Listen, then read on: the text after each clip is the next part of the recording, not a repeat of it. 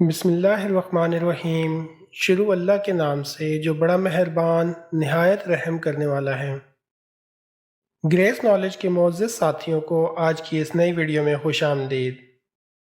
ناظرین، آج کی اس ویڈیو میں ہم ذکر کریں گے کہ حضرت عائشہ صدیقہ رضی اللہ تعالی عنہا پر زنا کی تہمت کس نے اور کیوں لگائی۔ ناظرین، مدینہ میں آ کر مسلمانوں کو جن مصیبتوں کا سامنا کرنا پڑا وہ مکہ سے بالکل مختلف تھیں۔ مدینہ میں منافقوں کا ایک گروہ پیدا ہو گیا جو ہمیشہ اسلام کے خلاف سازشوں میں مصروف رہتا تھا، اور منافقین کی سب سے بڑی کوشش حضور اکرم صلی اللہ علیہ وآلہ وسلم اور اسلام کو بدنام کرنا تھا۔ ان کوششوں کی سب سے بڑی مثال افق یعنی حضرت عائشہ صدیقہ پر تہمت لگانے کا واقعہ ہے۔ یہ واقعہ غزوہ مریسیہ اور 5 ہجری میں پیش آیا تھا۔ رسول اللہ صلی اللہ علیہ وآلہ وسلم جب بھی کسی سفر میں جاتے تو ازواج مطہرات ہی میں سے جن کے نام پر قرآن پڑتا وہ معیت کی شرف سے ممتاز ہوتیں۔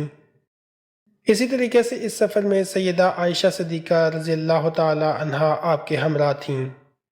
چونکہ پردے کا حکم نازل ہو چکا تھا، اس لیے بند ہودج یعنی اونٹ کے کجاوے میں سوار کی جاتی تھیں، اور جب اتارا جاتا تو سمیت ہودج کے ہی اتارا جاتا اور اس میں پردے لٹکتے رہتے تھے۔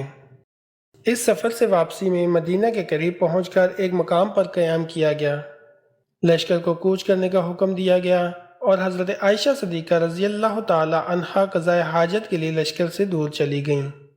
جب لوٹنے لگیں تو آپ رضی اللہ تعالی عنہا کا ہار ٹوٹ گیا جو نگینوں کا ہار تھا۔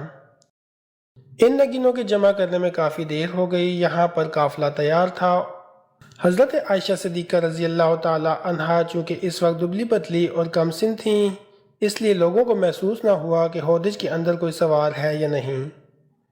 چنانچہ لوگوں نے یہی سمجھ کر کہ ام المومنین محمل ہیں، محمل کو اونٹ پر رکھ کر کوچ کر دیا۔ لوگوں کو سواری کے ہلکے ہونے کا کچھ خیال نہ آیا۔ لشکر روانہ ہونے کے بعد جب سیدہ عائشہ صدیقہ رضی اللہ تعالی عنہا کو ہار ملا اور جب وہ ہار لے کر لشکرگاہ میں واپس ہوئیں تو یہاں کوئی بھی نہ تھا، سب روانہ ہو چکے تھے۔ آپ رضی اللہ تعالی عنہا یہ خیال کر کے کہ جب آپ صلی اللہ علیہ وآلہ وسلم آئندہ مقام پر پہنچ کر مجھ کو نہ پائیں گے تو اسی جگہ میری تلاشی کے لیے آدمی روانہ فرمائیں گے۔ آپ رضی اللہ تعالی عنہا اسی جگہ چادر لپیٹ کر لیٹ گئیں اور اس میں نیند آ گئی۔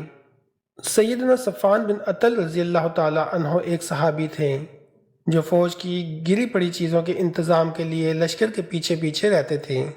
جب وہ پڑاؤ پر آئے تو دور سے ہی نظر آیا۔ حکم حجاب سے پہلے انہوں نے سیدہ عائشہ رضی اللہ تعالی عنہا کو دیکھا ہوا تھا، اس لیے دیکھتے ہی پہچان لیا۔ جب یہ نزدیک پہنچے تو سیدہ عائشہ رضی اللہ تعالی عنہا سونے سے چونک پڑیں تو فوراً چادر سے منہ ڈھانپ لیا۔ حضرت عائشہ صدیقہ فرماتی ہیں کہ خدا کی قسم صفوان نے مجھ سے بات تک نہیں کی، اور نہ ان کی زبان سے سوائے انا للہ کے میں نے کوئی کلمہ سنا۔ سیدنا صفوان رضی اللہ تعالی عنہ نے اپنا اونٹ بٹھایا اور ان کو سوار کر کے اگلی منزل کا رستہ لیا۔ قافلے نے دوپہر کے وقت ہی پڑاؤ کیا تھا۔ جب آپ رضی اللہ تعالی عنہ قافلے کے قریب پہنچی تو عبداللہ بن ابی اور گروہ منافقین نے دیکھتے ہی بکنا شروع کر دیا اور مشہور کیا کہ نعوذ باللہ اب سیدہ عائشہ رضی اللہ تعالی عنہا پاک دامن نہیں رہیں۔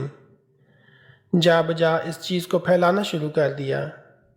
مسلمانوں نے اس افواہ کو سنتے ہی کانوں پر ہاتھ رکھ کر کہا، واللہ یہ تو عظیم بہتان ہے، اور جس کو ہلاک اور برباد ہونا تھا وہ ہلاک اور برباد ہوئے۔ مدینہ پہنچ کر حضرت عائشہ صدیقہ رضی اللہ تعالی عنہا بیمار ہو گئیں۔ 1 مہینہ بیماری میں گزارا۔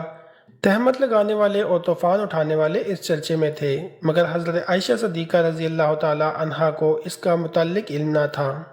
تاہم حضور اکرم صلی اللہ علیہ وآلہ وسلم کے تلطف اور مہربانی میں کمی آ جانے کی وجہ سے جو سابقہ بیماری میں مبذول رہیں، دل کو ہلجان اور تردد تھا کہ کیا بات ہے کہ آپ صلی اللہ علیہ وآلہ وسلم گھر میں تشریف لاتے ہیں اور دوسروں سے میرا حال دریافت کر کے واپس ہو جاتے ہیں، مجھ سے دریافت نہیں فرماتے۔ آپ صلی اللہ علیہ وآلہ وسلم کی اس بے التفاتی سے ان کی تکلیف میں اور زیادہ اضافہ ہوتا تھا۔ ایک بار رات کو آپ رضی اللہ تعالی عنہا اور ایک صحابیہ ام سطح رضی اللہ تعالی عنہا قضائے حاجت کے لیے جنگل کی طرف چلی گئیں۔ رستے میں ان صحابیہ نے اپنے بیٹے ستا جو کہ اس تہمت میں شریک تھا ان کو برا بھلا کہا۔ حضرت عائشہ صدیقہ رضی اللہ تعالی عنہا نے فرمایا کہ ایسے شخص کو کیوں برا بھلا کہتی ہو جو بدر میں بھی حاضر ہوا؟ ستا رضی اللہ تعالی عنہا نے کہا کہ اے بولی بالی، تم کو قصے کی خبر نہیں ہے۔ حضرت عائشہ صدیقہ رضی اللہ تعالی عنہا نے فرمایا کہ آخر ماجرا کیا ہے؟ ستا نے سارا قصہ بیان کیا۔ یہ سنتے ہی مرض میں اور شدت آ گئی۔ حضرت عائشہ صدیقہ رضی اللہ تعالی عنہا سے مروی ہے کہ جب میں نے یہ واقعہ سنا تو اس قدر صدمہ ہوا کہ بلا اختیار دل میں ہی آیا کہ اپنے آپ کو کسی کنویں میں جا کر گرا دوں۔ آپ رضی اللہ تعالی عنہا رستے سے ہی واپس آ گئیں۔ جب رسول اکرم صلی اللہ علیہ وآلہ وسلم گھر تشریف لائے تو آپ نے ان سے اپنے ماں باپ کے ہاں جانے کی اجازت چاہی، تو حضور اکرم صلی اللہ علیہ وآلہ وسلم نے اجازت دے دی۔ حضرت عائشہ صدیقہ رضی اللہ تعالی عنہا فرماتی ہیں کہ میں اپنے ماں باپ کے یہاں آ گئی اور اپنی ماں سے کہا کہ اے ماں، کیا تم کو معلوم ہے کہ لوگ میری بابت کیا کہتے ہیں؟ ماں نے کہا، اے بیٹی تو رنج نہ کر، دنیا کا قاعدہ یہی ہے کہ جو عورت خوبصورت اور خوب سیرت اور اپنے شوہر کے نزدیک بلند مرتبے والی ہوتی ہے تو حسد کرنے والی عورتیں اس کے ضرر کے در پہ ہوتی ہیں۔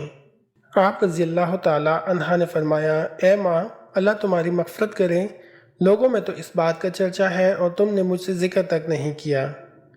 یہ کہہ کر آنکھوں میں آنسو بھر آئے اور چیخیں نکل گئیں۔ حضرت عائشہ صدیقہ رضی اللہ تعالی عنہا فرماتی ہیں کہ جب حضرت ابو بکر صدیق رضی اللہ تعالی عنہ نے مجھے اس حال میں دیکھا تو وہ بھی رو پڑے اور مجھ کو اس شدت کا لرزہ آیا کہ میری والدہ ام رومان نے گھر کے تمام کپڑے مجھ پر ڈال دیے۔ تمام شب روتے ہوئے گزری، ایک لمحے کے لیے آنسو نہیں تھمتے تھے اور اس طرح صبح ہو گئی۔ دن رات آنکھوں سے آنسو جاری رہتے۔ کہتی ہیں کہ نہ آنسو تھمتا تھا اور نہ آنکھوں میں نیند کا سرما لگتا تھا۔ اس کے بعد حضور اکرم صلی اللہ علیہ وآلہ وسلم نے باندی کو بلایا اور ان سے فرمایا، کیا تو گواہی دیتی ہے کہ میں اللہ کا رسول ہوں؟ باندی نے کہا، جی ہاں۔ آپ صلی اللہ علیہ وآلہ وسلم نے فرمایا، میں تجھ سے کچھ اور دریافت کرنا چاہتا ہوں، کوئی بات مجھ سے نہ چھپانا ورنہ اللہ تعالیٰ مجھ کو بذریعہ وحی بتا دے گا۔ باندی نے کہا، جی ہاں، کچھ نہیں چھپاؤں گی۔ آپ صلی اللہ علیہ وآلہ وسلم نے فرمایا، کیا تو نے عائشہ سے کوئی ناپسندیدہ چیز دیکھی ہے؟ اس باندی نے کہا، نہیں۔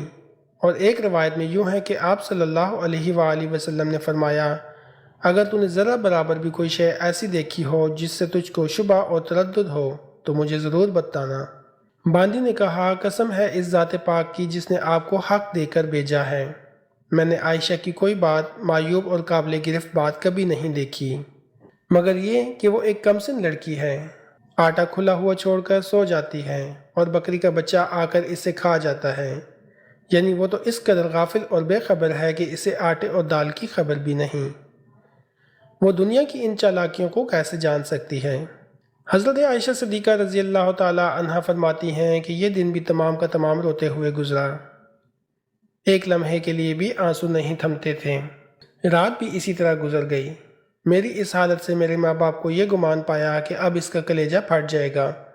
جب صبح ہوئی تو بالکل میرے قریب آ کر بیٹھ گئے اور میں رو رہی تھی۔ اتنے میں انصار کی ایک عورت آئی، وہ بھی میرے ساتھ رونے لگی۔ ہم اسی حالت میں تھے کہ رسول اللہ صلی اللہ علیہ وآلہ وسلم تشریف لائے اور سلام کر کے میرے قریب بیٹھ گئے۔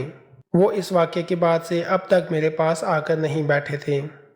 بیٹھ کر آپ صلی اللہ علیہ وآلہ وسلم نے اول خدا کی حمد و ثنا کی اور اس کے بعد فرمایا، اے عائشہ، مجھ کو تیری جانب سے ایسی ایسی خبریں پہنچی ہیں، اگر تو بری ہے تو عنقریب اللہ تعالیٰ تجھ کو ضرور بری کرے گا، اور اگر تو نے کسی گناہ کا ارتکاب کیا ہے تو اللہ سے توبہ و استغفار کرو، اس لیے کہ جب بندہ اپنے گناہ سے توبہ و استغفار کرتا ہے تو اللہ تعالیٰ کی طرف رجوع ہوتا ہے اور اللہ تعالیٰ اس کی توبہ کو قبول فرما لیتا ہے۔ حضرت عائشہ صدیقہ رضی اللہ تعالی عنہا فرماتی ہیں کہ جب آپ صلی اللہ علیہ وآلہ وسلم نے اپنے اس کلام کو ختم فرمایا، اس وقت میرے آنسو منقطع ہو گئے، آنسو کا ایک قطرہ بھی ان آنکھوں میں باقی نہ رہا۔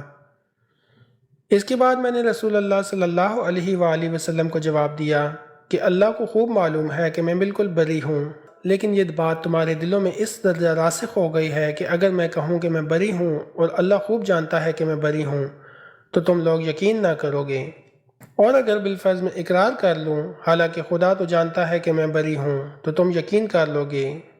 اور رو کر میں نے یہ کہا کہ خدا کی قسم میں اس چیز سے کبھی توبہ نہیں کروں گی جو یہ لوگ میری طرف منسوب کرتے ہیں، بس میں وہی کہتی ہوں کہ جو یوسف علیہ السلام کے باپ نے کہا تھا۔